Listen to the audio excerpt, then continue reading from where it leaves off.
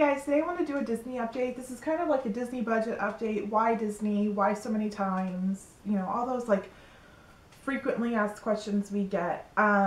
It's, you know, getting towards the end of the year, and as some of you know, we currently have 2 trips booked for Disney.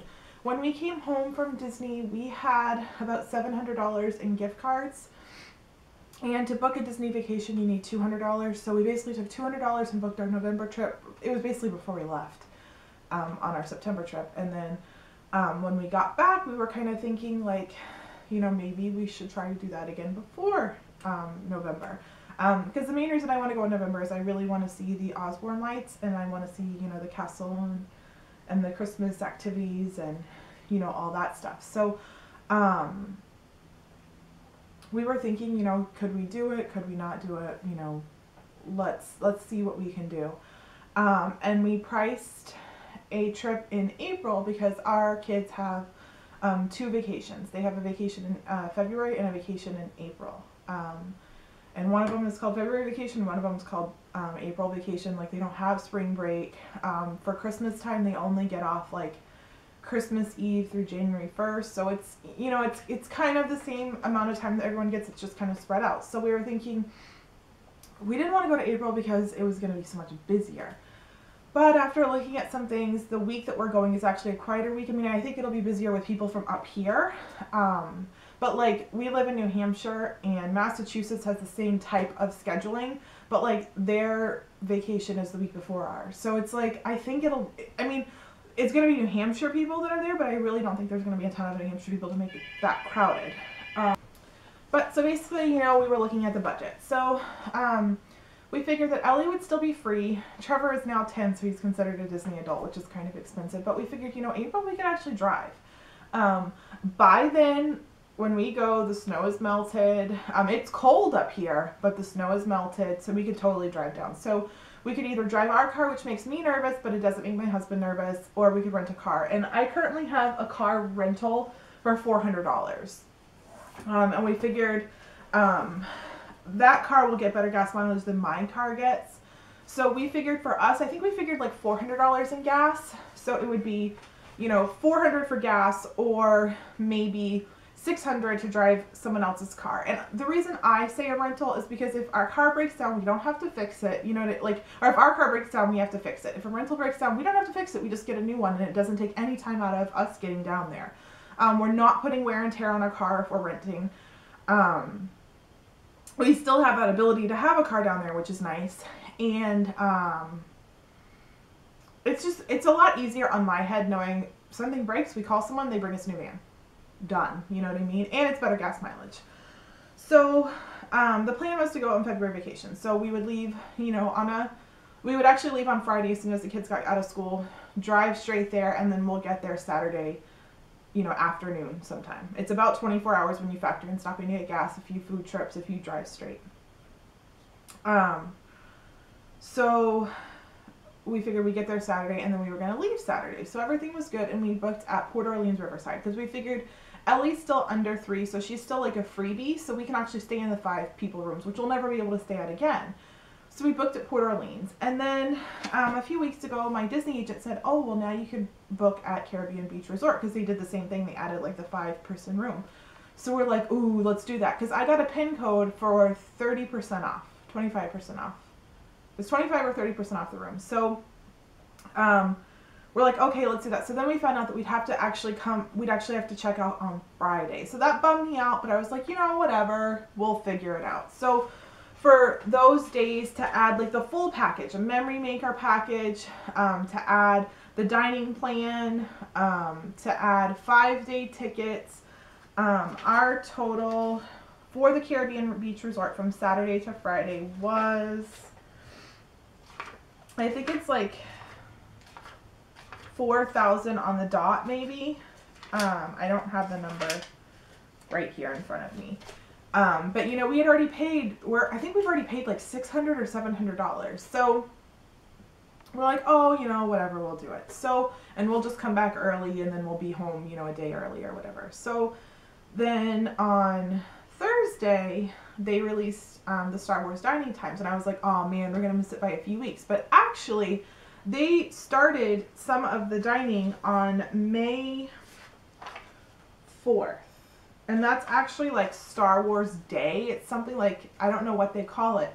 But we would be able to book those 2 dining things. So there's one where you can have just like the Mickey characters and they're dressed up like Star Wars characters. Or there's one where you can meet Darth Vader, Boba Fett, Greedo, and I don't know Star Wars at all, so sorry if I'm pronouncing these wrong. Jawas, Stormtroopers, and that's it. So I thought that was really cool. And then you can, if you do the just other one with the Mickey characters, it's Jedi Mickey, Princess Leia Minnie, Darth Vader Goofy, Stormtrooper Donald, and Ewoks Chip and Dale. So then that got us thinking, and we're like, and my husband was bummed when we moved from Port Orleans to Caribbean because he wanted to fish at Port Orleans Riverside because my husband is a big fisher and he's never fished down south. So then it got me thinking, and I'm like, well, where we have to leave Caribbean on Friday, why don't we just check into Port Orleans and check out Monday or Tuesday? Probably Monday. We'll probably do some Star Wars things at Hollywood Studios and then start driving home so that we get home on Tuesday, because that means I am taking the kids out of school 2 more days, this year. So I'm like, well, let's price it out. So to price it out, to add, I think it was like 1 or 2 more park days, some more dining, and to have us stay at Port Orleans Riverside for Friday night, Saturday night, Sunday night, maybe Monday night, but I think it was Sunday night. It was only like $600 or $700 more. So we're like, oh, that's not bad at all. Now, let me preface this by saying we have a budget. We don't have any debt besides our house, and we just took on a car payment last year, and we bought a very used car and financed it so that we could be building our credit, because we don't believe that you really need credit, but we just kind of wanted to bump it up a little bit, and our interest that we're paying is so minimal because we are paying, like, our payment is X amount, and we basically pay X amount plus 30% more, sometimes 50% if we can afford it, and then one time out of the year we pay a whole extra payment. So we were looking at our budget, and we follow the Dave Ramsey plan, and this is for us. So for our house, our utilities, our food, our gas, our transportation, and saving, it comes to 56% of our income. So we have 44% of our income that we can do whatever we want. Now, that doesn't include our tax return. So, we could really say, okay, our tax return is going to cover our Christmas presents, our birthdays, our clothing, like beauty stuff, home decor, the kids' sports, our car registrations, and car and home repair. Our tax return would easily cover that. We're still paying our bills. We're still saving. We're still paying on our car and our car insurance, and we still have that much money left over. So, should we continue to shop at Gymboree and blow tons of money at Gymboree, even though my mom is buying the kids clothes all the time? Should I just really scale back on my clothes? Should we scale back on our Christmases and our birthdays? Because we give our kids a ton for Christmas. And should we just scale back a little bit and see what happens? So, for us to put aside 7% of our income, that basically covers about a full trip plus about a third of another trip. That's 7% of our income. Like, that's so little. So we totally believe that we can do it. Basically, we're taking X amount of money out of our paycheck to pay for our April trip, and we just buy a discounted gift card at Target, pay, towards the balance, and that's done. We're driving down there, so we don't have a lot. Our kids didn't shop a lot down there. Souvenirs weren't huge for them. We will get, another Christmas ornament. I have to get some ornaments that I broke. Jeff and I will probably get some, like, clothing items because we really do like our hoodies and stuff like that. We got our ears last time. I bought the kids an autograph book already. We have the pins. We're going to do the pennies. Those are the cheap souvenirs that the kids really loved. And we are going to allow them this trip 2 things each that they can pick. My kids are really good about picking things within reason. They don't want $1 million toys. It's just not them. And they don't really want toys when we're down there. Like, the kids really like getting some, like, books and stuff like that. I may get a few things for the kitchen. So basically, we budgeted about $600 for tips and for souvenirs, and we don't think we'll touch that. And the beauty of it is we're going to have the gift cards, and whatever we don't use we can apply to our November trip. So basically our April trip is like so unbelievably affordable that why not spend more time at home, less time in the stores, less time buying stuff, more time at sports and stuff like that than spending time in the malls and stuff like that and not getting to go on vacation.